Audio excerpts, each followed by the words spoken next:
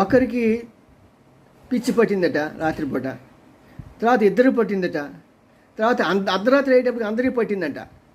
అలాగే America president రేసులో ఉన్న ట్రంప్కి ఫస్ట్ పిచ్చి పట్టింది. భారతదేశాన్ని విమర్శించడం, భారతీయులు ఉండటానికి వీలు లేదంటాం, వాళ్ళకి వీసాలని మేము రద్దు చేస్తామంటాం, వాళ్ళకి కరెన్సీ వాళ్ళు చలామణి చేద్దాం అనుకుంటున్నారు, మా డాలర్స్కి వ్యతిరేకంగా వాళ్ళని శిక్షిస్తాం, వీళ్ళని శిక్షిస్తాం అనే ఈ ట్రంప్కి పోటీగా గెలవటానికి అక్కడ లోకల్స్ యొక్క ఓట్లు సాధిద్దామని చెప్పి మరి బైడెన్ అన్నాడో, లేకుంటే ఈయన మతిమరుపు, కింద పడిపోతూ ఉంటాడు, లేస్తూ ఉంటాడు, ఒక దేశానికి ప్రధాని పట్టుకుని ఇంకో దేశ ప్రెసిడెంట్ అంటాడు, ఆయన ఇష్టం వచ్చిన మాట్లాడుతుంటాడు. అలాంటి వ్యక్తి నిన్న ఏం చేశాడంటే, ఈ రష్యా, చైనా, జపాన్ 3 యొక్క ఆర్థిక పరిస్థితులు దిగజారుతున్నాయి, వాటికి పతనానికి వాళ్ళ యొక్క విదేశీయులు వాళ్ళ దేశంలోకి రానివ్వకపోవటమే అని చెప్తూ దాంట్లో మన దేశాన్ని కూడా చేర్చాడండి.